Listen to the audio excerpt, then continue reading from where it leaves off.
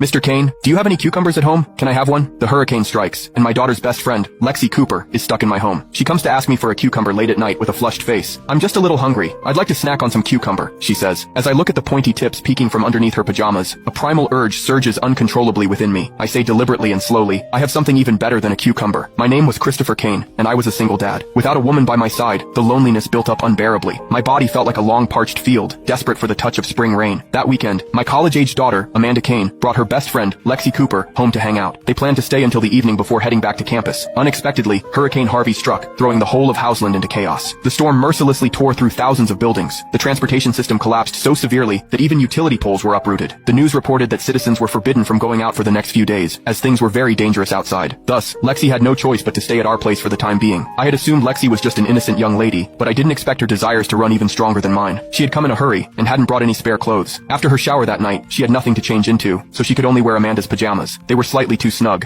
outlining her delicate figure. When she stepped out of the bathroom, her hair still damp, the droplets soaking through the thin fabric. It was obvious that she wasn't wearing anything underneath. I could even faintly see the outline of her breasts. I couldn't help swallowing. Her figure was strikingly beautiful, and she was undoubtedly busty. Her skin was pale and smooth, the pajama top barely reaching her hips, accentuating the soft curves of her body. On her feet were a pair of simple slippers, her toes small and adorably shaped. I couldn't take my eyes off Lexi. My desire had already been pent up for so long that the sight of a woman fresh out of the shower stirred something immediate in me. Desire rose fast, almost embarrassingly so, but Amanda was right there. I couldn't do anything else but force myself to hold it in, turning my head away and fixing my gaze on the news playing on the TV. Then, Lexi sat down beside me, watching along with me. Mr. Kane, thank you so much for letting me stay over. This hurricane came at such a bad time. Her bare legs were right there before my eyes, close enough to make me acutely aware of them. They were so enticing that I almost wanted to pry them apart. The scent of her youthful fresh fragrance drifted toward me. I gulped hard, composing myself before replying as calmly as I could. It's no big deal. You're very welcome to stay. Amanda, sitting nearby, leaned over with a grin. At least I won't be bored over the next few days, thanks to Lexi. I stood up, grabbed a change of clothes, and headed toward the bathroom. I'll go take a shower too. As soon as I stepped into the bathroom, I noticed a pile of clothes lying in a basin. They were the clothes Lexi had worn during the day. Without thinking, I picked one up, a quiet curiosity getting the better of me. I took a whiff of her scent, subtle, but unmistakably hers. What caught my attention even more was the set of undergarments placed beneath them. She hadn't brought any spare clothes with her when she arrived, which meant that earlier, there had been nothing separating her from the thin pajama. My thoughts flashed back to how she had been sitting beside me just moments ago. A sudden warmth stirred in my stomach. Wasn't she afraid of accidentally flashing me? She sure was bold. I picked up her dirty underwear and found a yellow stain on it. It must have been her discharge. I couldn't force down my burning desire anymore. While the ladies were still outside watching TV, I put the underwear over my tip and began stroking my length. Having gone so long without intimacy, I wasn't surprised that the pent-up tension quickly became overwhelming. With how silky smooth the underwear was, the sensation soon brought me to another level. The release came abruptly, and in the process, I realized I had made a mess of things. Now, there were 2 stains on Lexi's underwear. If she were to notice, it would be impossible to explain. Flustered, I hastily tucked